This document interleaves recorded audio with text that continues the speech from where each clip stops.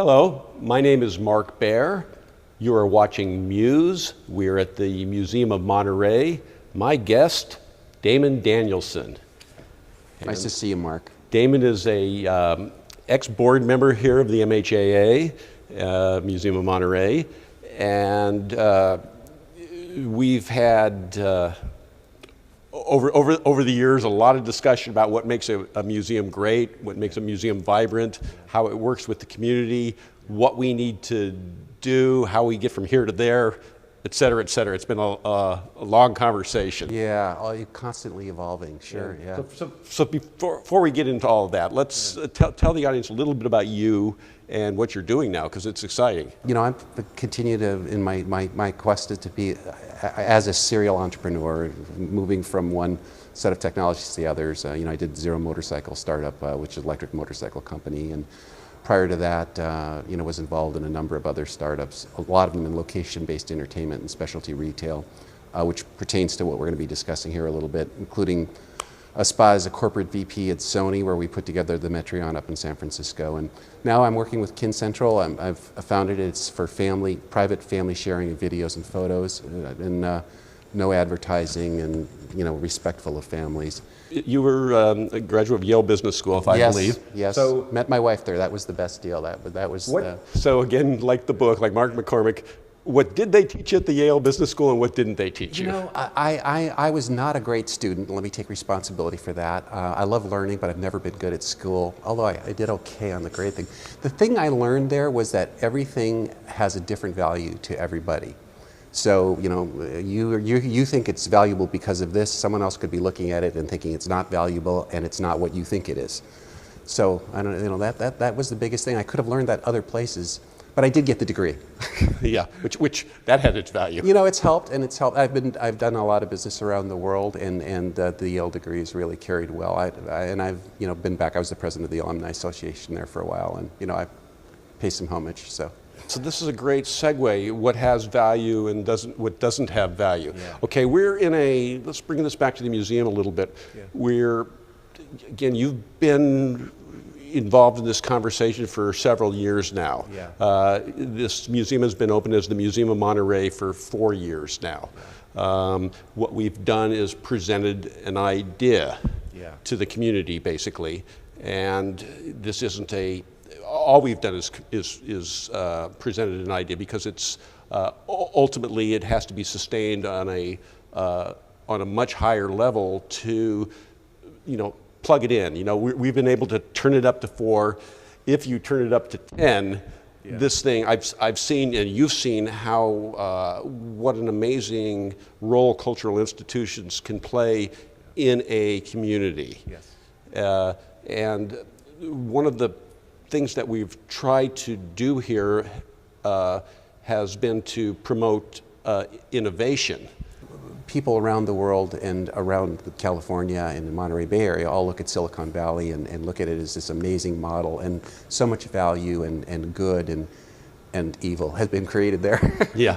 But you know, it's just an amazing social experiment, and I don't think it'll ever reoccur in that form or again.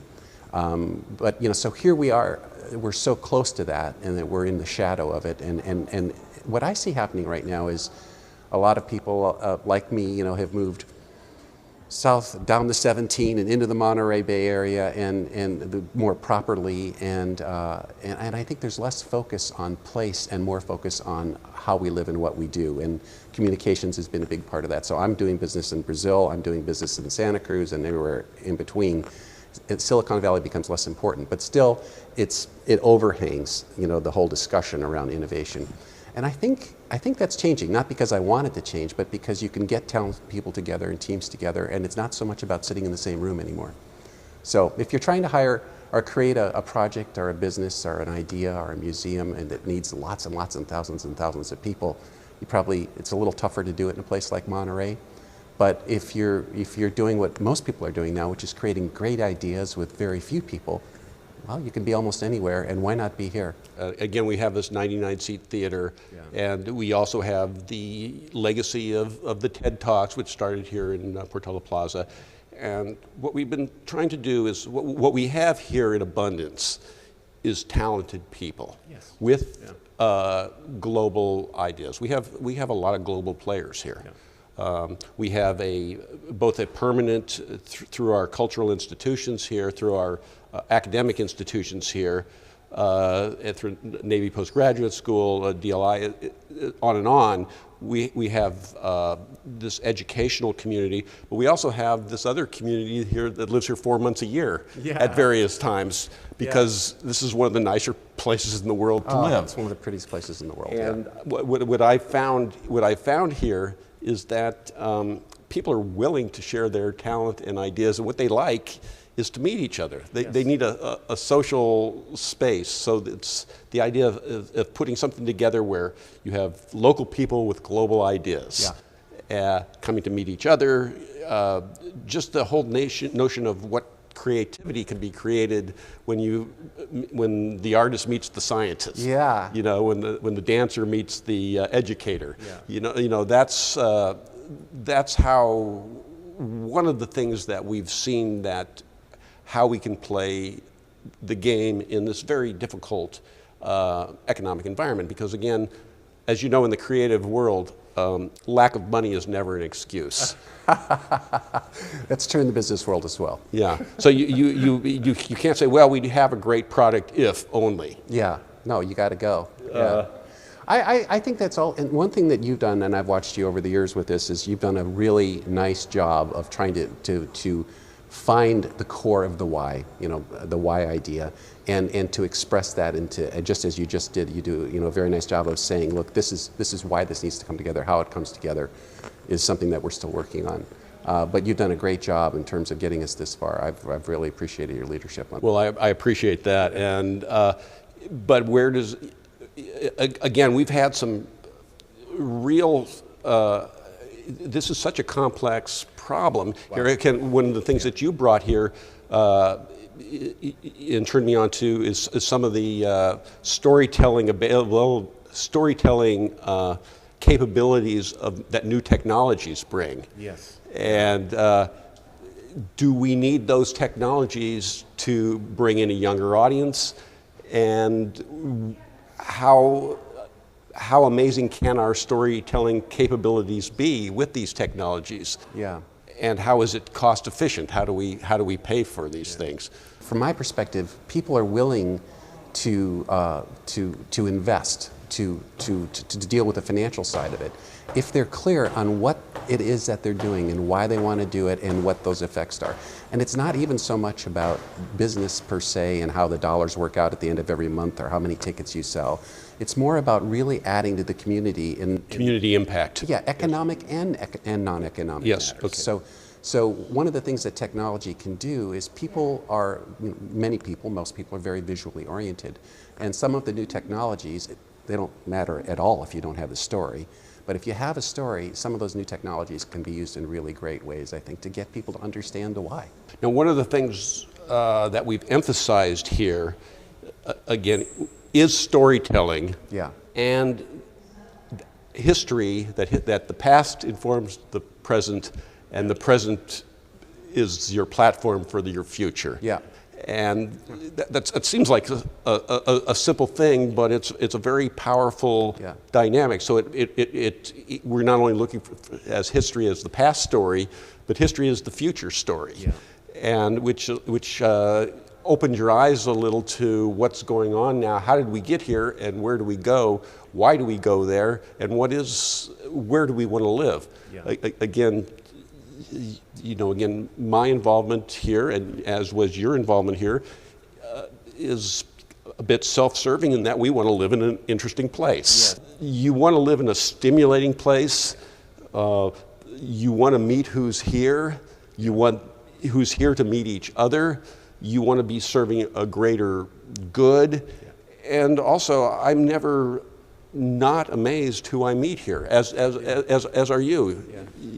You know, and they're more than happy to meet someone else. Yes, and they're more than happy to be engaged in this as well. And just the issue is why. Yeah, and you better have a good why. You've got to have it. You've got to have it. You have a good why. And again, we just had the city manager here, And one of the things we discussed was that our region, if you include Silicon Valley and the Salinas, you know, in the farms and the wine industry, and then our educational community, we live in a place that I believe that a lot of the country is looking to come up with answers to their problems. You know, this is a solution area. So if we can use our human capital to come up with solutions where many of us feel the political systems are distressed, to put it kindly. Sure, there's a lot of people that have put a check mark there. Yeah. Then the idea of a museum being a place, and cultural institutions like museums as a place where we have this kind of public debate, public discussion, public issues. I know that one of the issues that we're going to be discussing here much more over the next year is water issues. Let's take water, H2O. I mean, yeah. But these are things that a museum can grapple with in a public, you know, as a public forum, and a museum and another community can talk to each other. So this is what we were, while you were here on the board, this is one of the things that we talked about a lot, is how to use our theater, how to hook up our iNet, how to talk from community to community, country to country, sister city to sister city. You know, again, we're putting the cameras in our theater from the community television so that we can talk to the city more. So those, I believe, are you know, important reasons to be. Yes. And the other thing that's going on here is we've got a fabulous program of for underserved communities and for children's programming. So again, building future leaders, building a love of culture into another generation. That's a different. So a museum has to do many things for many people. Yes. Yeah. And in this community, like almost every community, there's a lot of voices. There's a lot of different voices, and many of them feel certain levels of ownership with what's here. And there's a heritage, and there's a lot of backstory. And how do you bring that all together? And I know that's what you've been really working with, is to get people, more circled around. This is the why. This is what this is. That definition. And that, I think, is, you've done a great job, but we just need to keep working on it. And again, capturing people's passions. Oh yeah. If you don't have their passions, and this, I think this works with any business. Yeah. They got to care. They've got to care, and you've got to, it's not about any one individual. It's capturing people's passions and letting them run with it, because if you don't have their passion, you're not going anywhere. No, not for long anyway. You can't sustain it. So anyway, any last thoughts here? This is a great challenge. This is a phenomenal location, and it has the ability, I think, to be a broader part, more important, deeper part of this community.